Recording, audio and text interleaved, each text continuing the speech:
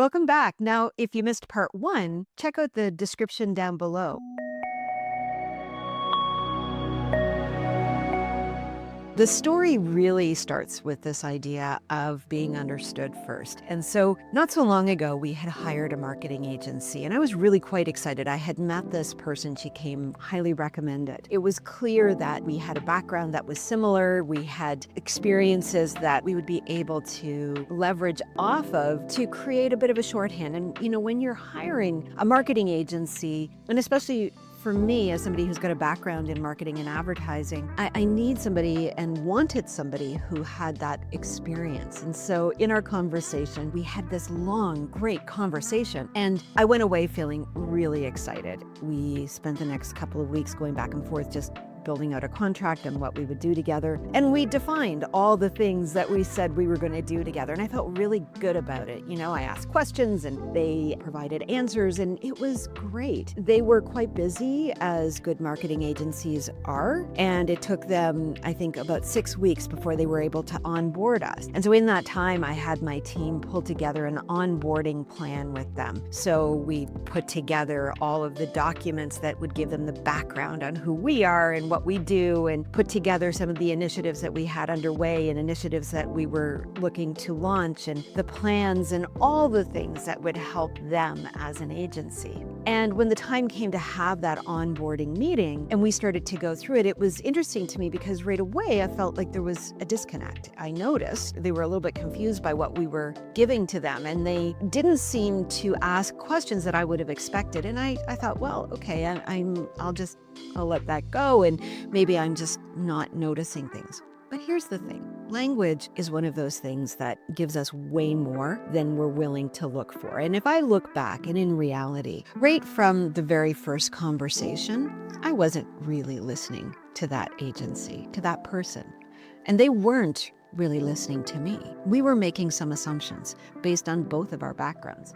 And in that first meeting, all of those assumptions were crashing together because I assumed that they understood what it was to go through an onboarding meeting the way that I had spent 25 years in advertising in large agencies. We had onboarded clients. This person, who didn't come through large agencies, had their own onboarding process, and she was onboarding me for actually something very different than what I thought I was purchasing. And so I had projected onto the words she was saying my own experiences, and she had projected onto the answers I was giving her process, and we disconnected.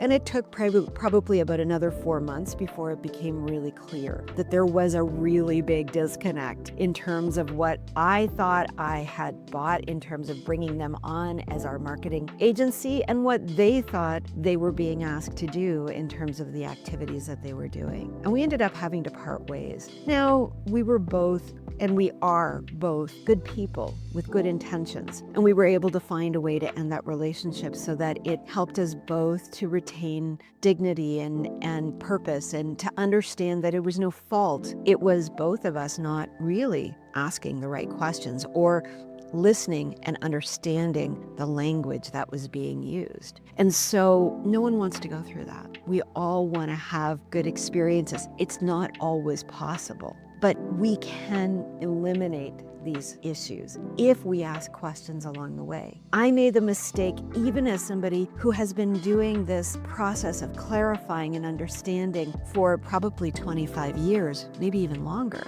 and I still made that mistake.